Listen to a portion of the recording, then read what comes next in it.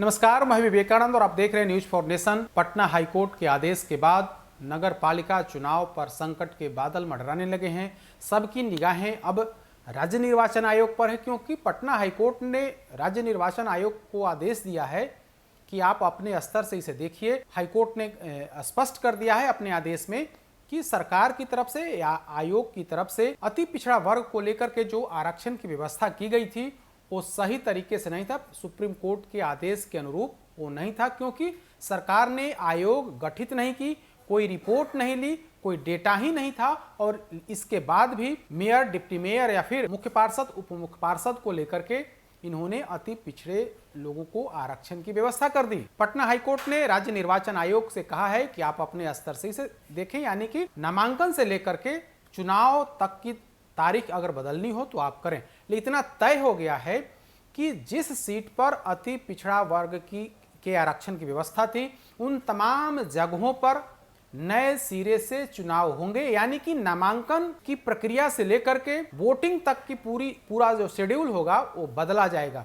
हमने आपको बताया कि किन नगर निगम क्षेत्रों में मेयर और डिप्टी मेयर का चुनाव बाधित होगा। अब हम आपको बता रहे हैं कि बिहार में जिन 88 नगर परिषद में चुनाव हो रहे हैं वहां भी बड़ी संख्या में ऐसे नगर परिषद क्षेत्र हैं जहां मुख्य पार्षद और उप मुख्य पार्षद को आरक्षित श्रेणी में, यानी कि अति पिछड़ा श्रेणी में रखा गया था।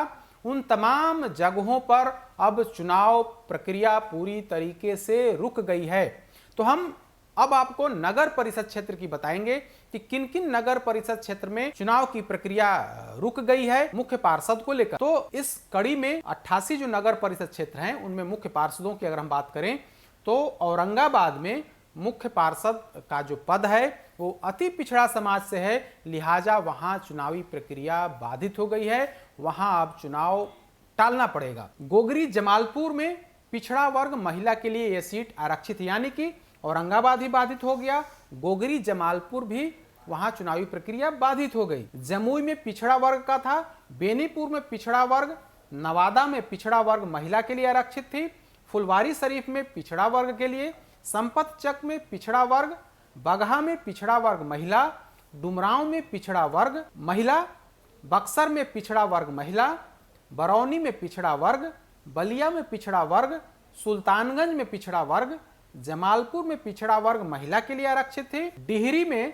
पिछड़ा वर्ग महिला, बरबीघा में पिछड़ा वर्ग, सिवान में पिछड़ा वर्ग महिला के लिए आरक्षित थी। यानी कि इन तमाम जगहों पर चुनावी प्रक्रिया पूरी तरीके से बाधित हो गई।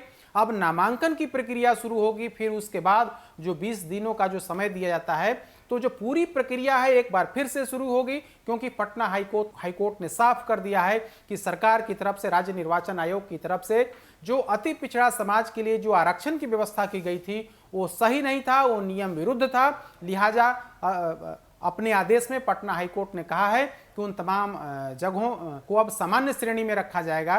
तो इस तरीके से बिहार में नगरपालिका चुनाव पूरी तरीके से बाधित हो गई है, क्योंकि सरकार ने फुल प्रूफ तैयारी नहीं की थी, आयोग का गठन नहीं किया था, कोई डेटा ही नहीं था और बिना डेटा के ही उन तमाम जगहों पर आरक्षण की व्यवस्था, अति पिछड़ा वर्ग को आरक्षण दे दिया था।